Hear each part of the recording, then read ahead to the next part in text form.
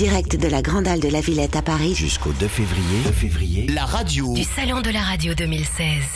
Vous pouvez l'entendre en RNT dans Paris, vous pouvez l'entendre sur internet aussi sur salondelaradio.com, vous pouvez l'entendre sur la lettre Pro et vous pouvez la voir aussi puisque vous le constatez, nous avons ajouté, et ce depuis l'année dernière déjà, l'image au son, ce qui est une tendance aujourd'hui en radio de plus en plus dans pas mal de studios puisque pas mal de radios choisissent l'image pour souligner ce qui se passe à la radio et ça apporte souvent beaucoup de choses. Ça fera d'ailleurs l'objet de quelques conférences cette année encore. Il y a pas mal d'exposants, vous le verrez sur le site du Salon de la Radio qui propose de plus en plus de techniques particulières pour ajouter l'image au son.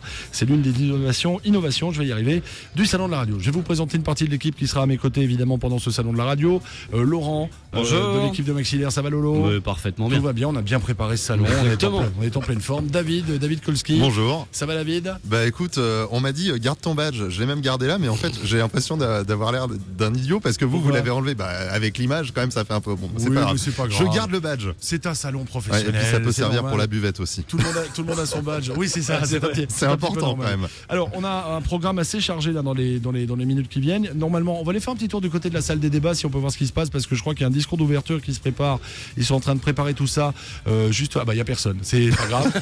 Vous voyez qu'ils seront bien installés. C'est là, sur cette scène. Si vous nous regardez sur salondelaradio.com, là, on voit Francis Goffin, directeur général des radios de la RTBF, qui est en train de préparer sa présentation aussi.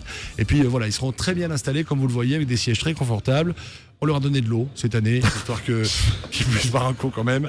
Et puis on ira régulièrement dans cette salle qui est juste derrière nous en fait. Vous voyez là derrière ce mur là, qui est juste ici, c'est la salle des débats dans laquelle il va y avoir pas mal de présentations, dont un discours normalement qui aura lieu dans les minutes qui viennent de Philippe Chapeau, directeur général de l'événement, qui devrait nous présenter ce qui va se passer dans les minutes qui viennent. Tout à l'heure on va parler de la radio en Belgique, ça sera à 11h. C'est pour ça que vous avez vu Francis Goffin de la RTBF il y a quelques instants dans la salle des débats, puisqu'évidemment la radio en Belgique, il en connaît un rayon. Francis Goffin, ex-directeur de Bell RTL il y a quelques années et depuis quelques années directeur général des radios de la RTBF. Il ne sera pas tout seul puisqu'il y aura également Erika Delbrec d'RTL Group, Grégory Finn de Fun Radio Belgique, le tout, Marc Vossen également d'Énergie, Nostalgie et Chérie FM, et Dominique Vosters du Conseil supérieur de l'audiovisuel, car il y a aussi un CSA en Belgique qui est le régulateur de tout ça.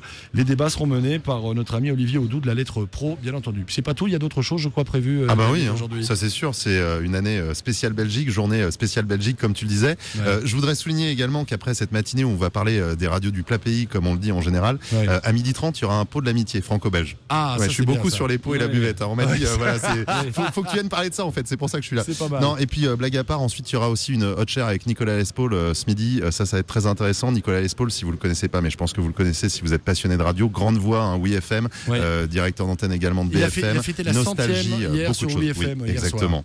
Et je pense qu'on va apprendre beaucoup de choses avec lui. Ensuite, dans l'après-midi, on reprend sur les radios locales belges. Donc là, ce sera très intéressant puisque le marché des radios locales, c'est toujours quelque chose qui nous passionne. Il y a beaucoup de gens qui représentent des radios locales. Là, tu parlais des réseaux nationaux en Belgique, mais c'est vrai que les locales, c'est également quelque chose de très important en Belgique. Et puis, à côté de ça, j'ai noté qu'il y avait d'autres choses. Par exemple, quel micro choisir selon quelle situation? Là, on a des micros, mais par exemple, quand tu fais du live ou si tu fais du voice track à la maison, tu vas peut-être pas prendre le même micro. Donc ça se passe à 13h dans la salle 100. Il y a également d'autres conférences. 11h30 ce matin, on va parler de comment vendre de la pub en Afrique. Donc beaucoup de choses à découvrir parce qu'il n'y a pas que la salle dont tu parlais qui est juste derrière le mur, comme tu l'as si bien dit. Il y a devant nous tout le salon en fait. Il y a également beaucoup d'autres salles. Il va y avoir beaucoup de conférences, beaucoup d'ateliers. Et je pense que c'est aussi ce qui est intéressant quand on vient ici au Salon de la Radio, c'est de pouvoir échanger durant ces ateliers, d'assister à des conférences et également d'aller voir tous les exposants qui sont là parmi nous et qui vont nous expliquer, voilà, si j'y arrive, comment ça se passe. On sent que c'est le début quand même. C'est le début, c'est normal. Qu'est-ce qui t'a frappé, Laurent, dès que t'es arrivé ici, quand t'as vu l'endroit, quand t'as vu la disposition? Qu'est-ce qui t'a attiré l'œil en premier? Déjà pour commencer, l'espace, en plus tout est accessible en fait, tout est accessible. Alors déjà d'une part, on a la possibilité d'aller faire un petit tour du côté de tous les exposants. Alors moi ce que je trouve génial aussi, c'est que on n'est pas forcément concentré à certains endroits. On peut circuler, on a déjà eu l'occasion de faire le tour, ça circule, pourtant il est très tôt, nous sommes dimanche matin et il y a déjà pas mal de monde. Alors Tu parlais des exposants tout à l'heure, c'est bien, c'est que durant ces 3 jours, eh bien, ils vont venir nous voir, ils vont passer autour de la table de la radio du salon pour nous expliquer, certains les nouveautés, certains également pourquoi ils sont là, qu'est-ce qu'ils attendent de ce salon. Ouais. Donc on va faire vraiment le tour. Donc vraiment, si vous en avez la possibilité, venez nous voir, venez nous retrouver directement ici. En plus, sans déconner, à Paris aujourd'hui, c'est plein soleil. Oui, voilà, il fait 24 degrés, c'est un truc de magnifique. fou. Donc, c'est magnifique. Vraiment, n'hésitez pas à venir nous voir parce que ça vaut la peine. C'est vrai que l'endroit est très sympa. En plus, ce qu'il y a de bien, c'est qu'il y a tout un petit village vraiment autour de la Villette, dans l'enceinte de la Halle même. Et puis tout autour, évidemment, c'est la vie parisienne, quoi, comme on la connaît. On a eu l'occasion de visiter déjà quelques endroits sympathiques en dehors de la Halle de la Villette hier. Oui, bien sûr. Mon cher Laurent, parfaitement. C'était très sympa. Voilà, vous voyez. Il y a un Burger King à côté, pour ceux que ça intéresse. Ça peut être un bon argument. Alors, je vous promets, David, il m'a toute la semaine dernière quand même, il nous a envoyé des messages rien que pour ça. C'est-à-dire que grosso modo pour le dire, on pourrait y aller tous ensemble, ça va être super, ça va être génial. Donc voilà. Alors on rappelle aussi les petites infos pratiques. Si vous avez envie de communiquer et faire un petit message, comme l'a fait Simon, là, regardez en dessous. Si vous êtes sur Internet, Simon présent au salon de la radio. Voilà, vous envoyez un petit tweet simplement avec le hashtag Salon Radio. On repère ça. On fait passer vos petits messages là juste en dessous sur l'écran si vous le souhaitez. Si vous nous regardez évidemment en RNT c'est un peu compliqué, mais sur internet vous pouvez sur salondelaradio.com voir vos messages et sur la lettre pro de la radio aussi avec le hashtag Salon Radio. N'hésitez pas. Puis si vous êtes dans Paris, venez nous voir. Et venez nous voir. Et puis si vous êtes dans Paris, vous avez un poste RNT.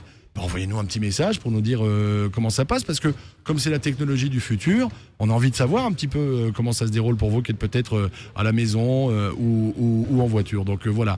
Merci David. David, tu vas prendre la suite à partir d'11h. Écoute, pas de on va soucis. te confier le bébé et puis dans quelques instants, ça sera les infos grâce à la 2PRL et grâce à Clémence Lobaris. C'est dans 3 minutes. À tout de suite.